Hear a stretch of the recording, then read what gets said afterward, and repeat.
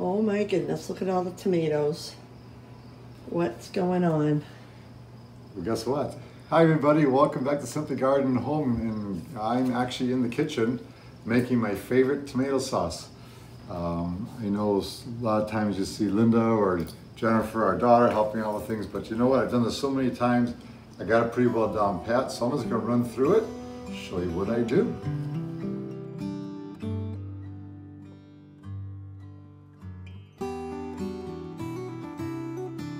And by the way, thank you for those who are watching our channel consistently. I appreciate that. And also for those who are new, I hope I can earn your what you see, you enjoy watching today, and earn your subscription. But it's that time of year where it's summer. I mean, we're hot into summer. It's been a very hot summer. And guess what? Our tomatoes came early this year. These are more of beefsteaks. There are a few Romas put into these here. I have probably about 25 to 28 different tomato plants. But the beefsteaks all came at one time. We did put some into a freezer bag for later sauce use. But this is a recipe I really, really enjoy. It's a roasted tomato recipe. It's called roasted tomato and sweet pepper pasta sauce. That's my favorite. So I'm gonna read through the ingredients. I actually went ahead and prepared everything ahead of time, so it's easy, just you don't have to see me chopping everything up here. And so we're gonna put in here basically in one tray like this. There's probably about 4 to 5 pounds of tomatoes in here. And I've actually got 3 trays I'm gonna be doing because I had so many tomatoes. So really just a matter of just tripling or putting the recipe up by 4 times. I think about 4 times a double here. They say about 4, the recipe just says 3 pounds. I've got about 4 pounds to 5 pounds of tomatoes. They say 15 mini peppers, but I've got a combination of larger peppers in here. So this is probably about enough for 1 tray. Onion, garlic, we're putting that in. That gets put into with the tomatoes. And we also have rosemary. I think this is rosemary, right? And then this came from Linda's garden, by the way. She does a great job in her herbs. And we also have oregano. Some carrots from the garden, thinly sliced. And then it doesn't call for basil, but we go and put some basil in there. Adds a little extra flavor to it. And then some salt and pepper. And then, of course, good California olive oil. I really prefer the California because they find that's more of a pure olive oil. At least that's the last we found out, so hopefully it hasn't changed. But let's go ahead and get started putting this together. So we're gonna take the peppers and we're gonna just lay them in here. Now what's gonna happen is we're gonna drizzle olive oil on top of this, okay? And then from there, it's going to be mixed up, kind of, drizzled around and kind of mix this together. So I just want to get this kind of laid in here. Nothing fancy, because you know what, this is all going to get immersion blended at the end and then be simmered on top of the stove in a big pot. But this is just to get them nicely roasted. Oh, it smells so wonderful. The peppers are great. No red, these are supposed to turn red, but they're not red yet, but I think they'll be okay. That's it. Tomatoes just came super early. It was just kind of funny because we had a slow start this season. It was actually, May was very cold. Tomatoes really didn't start taking off till middle of June, then all of a sudden, poof, away they went. Now we're gonna put hunks of onion. They did call for red onion, but I didn't grow red onion this year. So here we go. Let's just throw some of these guys in here. This is all, it's me just for roasted flavor to get all blended together. Also put some shallots in there. They don't call for it, but I figure, you know what, why not? A little extra sweetness to it. Here we go. Look how easy that is. The color's amazing. Yeah, shallots are kind of cool. They're kind of a purpley color. Pretty neat, yeah, okay. Next, we're gonna throw some carrots in here. They just say thinly sliced. They said about 1 to 2 carrots per thing. My carrots are smaller, so I probably did about 2. It smells so good. Isn't that great? Now the carrots add a little extra sweetness to it, I guess, but that gets all cooked down and blended together at your end. Hopefully we get some thunder coming in the background. Maybe we'll finally get some rain. All right, now the garlic. Now they do say put the garlic into the tomatoes. I never do it because it doesn't get burned, but I don't think that's a problem. I just kind of stick them around in there because there's nothing fancy. I'll get out there. All right. Oh, that's like your own garlic, you know. Garlic didn't do the best this year, but we salvaged a few, about 20 heads of garlic. I was hoping for 60, but had a little challenge. Something got my garlic while I was going through the process of growing. And then we're gonna put in, but hey, I got a friend who actually, a guy that grows lots of garlic, so I'm gonna grab some from him for replanting this year. Now, we're gonna do the, sure what we gotta do, rosemary. Here we go, just gonna sprinkle it. They call for 2 sprigs. And because they never tell you how big a sprig can be, so I just kind of, my sprigs are probably about that long. That looks good. So I just kind of put that in there. Although I love the smell of rosemary. Oh, it's delicious. Okay, here we go. And then we have here, we got oregano. They say a tablespoon of oregano, so I'm just gonna kind of estimate. It's fresh. It's fresh. You raided my herb garden. Oh, I sure did. This is what it's for. Well, funny, your oregano had a lot of blossom ends on top, so I kind of had to cut those back, and I did get enough for it. I hope more comes back. It's been doing well. Now the basil, I'm going to ask you a question. Would you put the basil in now or do it when you blend it later on? What does it say? It doesn't call for, we just had to add that Oh, in we extra. added it. So this is my question. See, we're improvising here, folks. This is okay. What do you think? I know. It's going to cook probably better into it as it gets Maybe. all sauteed together. Okay, do some. Yeah. I kind of sneak them down under the tomatoes, I think. Well, it's all going to get mixed up Right. anyways. It's all going to get, because every 15 minutes. You stir it. You stir it right. up, yep. Okay, we'll go with that. Okay, throw it all in there. Can't hurt it. Okay, no molasses. That's for later on for sweetening, later on. But now there's talking as far as olive oil. They're talking about 2 tablespoons per. So we'll use up this one first. We're almost done. Then we'll swap over to this other California olive oil. Now this is more than what they're calling for, so I'm gonna go 3 tablespoons, maybe even 4. Because it's probably about a good, they said 3 pounds of tomatoes. I probably have about 5 pounds of tomatoes per. So we're gonna do like 3. Just kind of drizzle on top. And then what we're gonna do is, I'll just kind of gently mix it in. There we go, got that one there. Look at that, huh? Nothing like good old fresh olive oil. All right, wonderful. We do go through the olive oil, don't we, Linda? We use a lot and stuff. The olive oil is so healthy for you.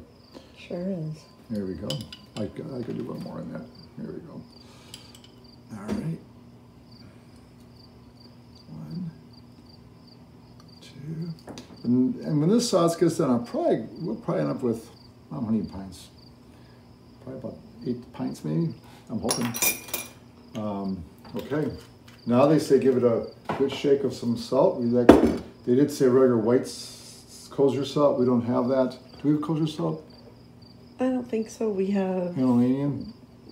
I would use the Himalayan. okay. Yes, we have sea salt, but this is a good alternative. Okay. I know one of the recipes we had Healthy for tomatoes called for Himalayan salt for the tomato And recipe. I like it. It gives a little sweet, but it's healthier for you than regular. You know, we probably have about 4 different tomato recipe sauces. This is my favorite. You like the roasted? I think this is don't Dad's I have favorite. a big, Dad's favorite. That's my okay, I have a favorite. smiley face You on have it, one on that the- you like with tomato paste in it. Okay, so tell me what, people. All right, tomato paste. Tomato paste is okay. To me, it's not the real deal, you know. I mean, I guess you can make your own tomato paste, but to me, I guess it's a thickener. Some don't like their sauce so runny, but it's okay. It comes out fine. All right. Is that enough pepper? I think so. Good. So we're just going to kind of move this around a little bit. Try to. Overflowing. Do you want me to put some cookie sheets in there? Or this is not too bad as far as overflowing to make a mess in this Yeah, oven? you don't want it to overflow because the juices will start to exude. I would think maybe on the bottom tray we'll pop one in. Okay, all right. Find some oil on Linda's cookie sheets. Okay, they're very nice cookie sheets, but this will keep from having me scrubbing them without a abrasive last year. We're going to put these in.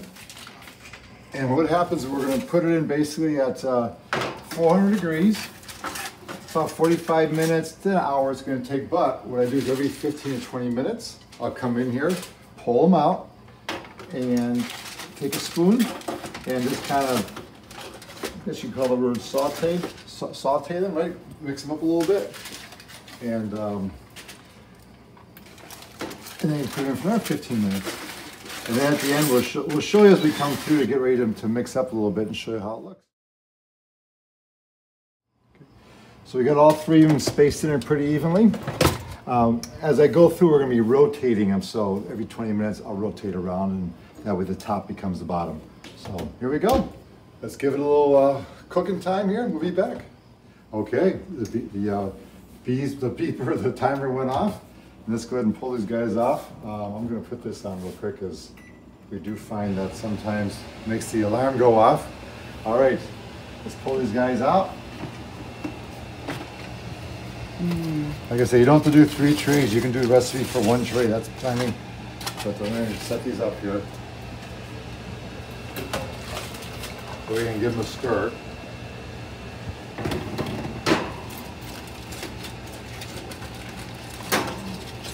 You want to careful not to burn yourself. Basil did get a little brown on top. I guess we should have mixed it in, but that's okay. We call it roasted basil, huh, Linda? All right. All righty.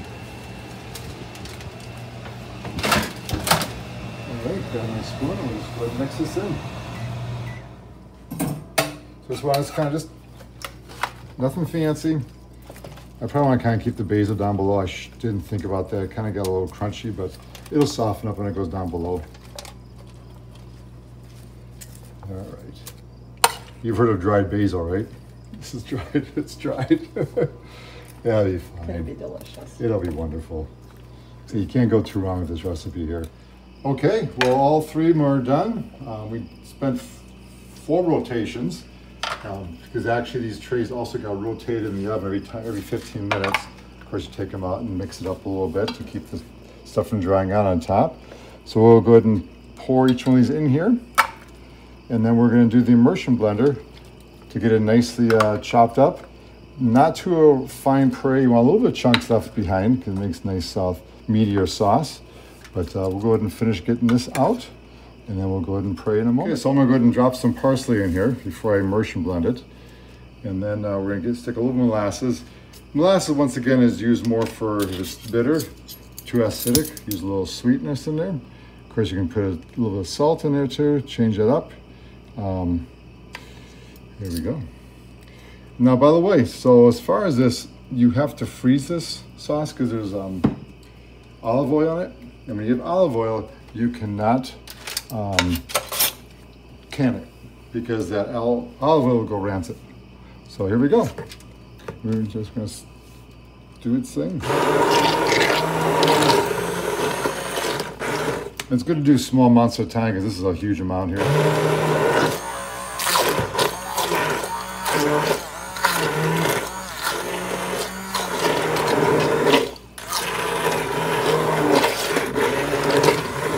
Oh yeah, it smells so good.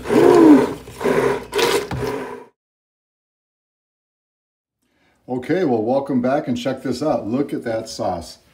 Unbelievable. In fact, when we saw earlier, it was almost up to the top. It's cooked down quite a bit. I did take a few ladlefuls out to show you what we're going to do over here. We've actually have started bagging it up. So what we like to do is basically put them in Ziploc bags, freezer bags. I figure about 1.5 to 2 ladlefuls per person, depends how much they like their sauce. I like a lot of sauce. In fact, you ever just sit there and just dip the hard crusty bread in the sauce? Oh, unbelievable. It's delicious. So basically, I'm just going to put 3 or 4 ladlefuls in here. It's a little messy. I do like using a tray like this to let it sit flat. And then when I put it in the freezer, put the whole tray in. That way they freeze nice and flat for you. And you get more storage in your freezer that way too. So just go ahead and store. Let's go and store, kind of fill up a couple for storage here. So look at this. If I can do it, you can do this. We got what, 7 to go in the freezer, 1 for tonight. Can't wait. Oh, I love spaghetti with my own sauce. I'll tell you what, nothing beats homemade sauce versus store-bought. I mean, it's unbelievable. You can't compare. Your own organic ingredients, you know where it's coming from, and just the flavor, the aroma is terrific. So once again, thank you for watching. And remember, last tip, do not put this stuff in a canning jar. and put it in the canner, because it has olive oil, you gotta freeze it or it'll go bad. So hey, appreciate you watching, and look for your comments and enjoy your day. Bye-bye.